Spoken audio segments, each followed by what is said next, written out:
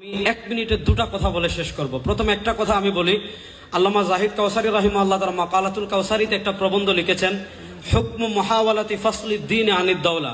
অর্থাৎ কামাল পাশার কথা বলেন, আহমদ কামাল আতাতুর্ক কামাল পাশার কথা বলেন, জামাল আব্দুল নাসেরের কথা বলেন, যারা সেকুলারিজমের দিকে ধাবিত হয়েছিল অথবা আরবি জাতীয়তাবাদের দিকে ধাবিত হয়েছিল, তারা তৎকালীন যুগে ইউরোপকে দেখেছে। ইউরোপ যখন ধর্ম থেকে রাষ্ট্রকে আলাদা করেছে, ইউরোপটা কিছুটা ইউরোপ এগিয়ে গিয়েছে। এটার কারণে তারা প্রভাবিত হয়।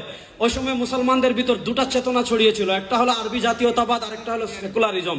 আল্লামা কাউসারী রাহিমাহুল্লাহ তার মাকালাতুল কাউসারীতে সুস্পষ্ট ভাষায় লিখেছেন যে রাষ্ট্র কখনো ধর্ম থেকে আলাদা হতে পারে না। হুকমু মুহাওয়ালাতি ফাসলিদ দ্বীন আনিদ দাওলা। রাষ্ট্র থেকে ধর্মকে আলাদা করা এটা সেকুলারিজম চিন্তা। এমন চিন্তা কোনো মুসলমান ভূখণ্ডে কোনো মুসলমান যদি লালন করে তার ঈমান থাকবে না। আমি শুধু আপনাদেরকে একটা কথা বলি, 52 বছর বাংলাদেশে যখনই রক্ত দেওয়ার প্রয়োজন হয়েছে, এদেশের ইসলামপন্থী মুসলমান রক্ত দিয়েছে, কিন্তু আমাদের মাথার উপর কাঁঠাল খেয়েছে আরেক জামাত। আমরা দেখেছি সব সময় আমরা রক্ত দেই, ক্ষমতায় যায় আরেক দল, কাঁঠাল খায় আরেক দল।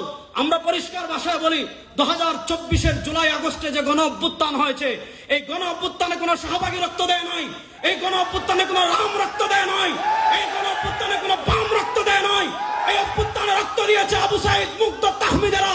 সুতরাং এবার বাংলাদেশে আর আমরা মানুষের কোন তন্ত্রমন্ত্রকে দেখতে চাই না, বাংলার রাষ্ট্র ক্ষমতায় আমরা ইসলামকে দেখতে চাই। সুতরাং যারা দায়ী আছেন তাদের কাছে আমি আমার একটা মেসেজ দিয়ে আমি শেষ করব। যারা দায়ী আছেন তাদের কাছে একটা মেসেজ দিয়ে আমি আমার বক্তব্য শেষ করছি।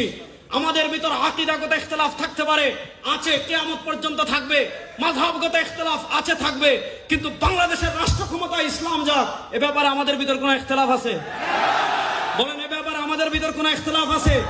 সুতরাং যারা দায়ী আছেন, আমি আমার ব্যক্তিগতভাবে এই জুলাই আগস্টের পরবর্তী যত জায়গায় আমি বয়ান করি, ইসলামী রাষ্ট্রের রূপরেখা কি হবে, ইসলামী রাষ্ট্র যদি ইমারতে ইসলামে প্রতিষ্ঠা হয়, মানুষ কি কি অধিকার পাবে, বিধর্মীরা কি কি অধিকার পাবে, সুশাসন কিভাবে প্রতিষ্ঠা হবে, ইনসাফ কিভাবে প্রতিষ্ঠা হবে, এই বিষয়গুলো যদি আমরা সাধারণ মানুষের কাছে তুলে ধরতে পারি, সাধারণ মানুষ সেকুলারিজমের দিকে কেন ধাবিত হয়, সাধারণ মানুষ ডেমোক্রেসির দিকে কেন ধাবিত হয়, সাধারণ মানুষ কমিউনিজমের দিকে কেন ধাবিত হয়, ব্যর্থতা আমাদের, আমরা ইসলামের সৌন্দর্য এখনো তুলে ধরতে পারি নাই।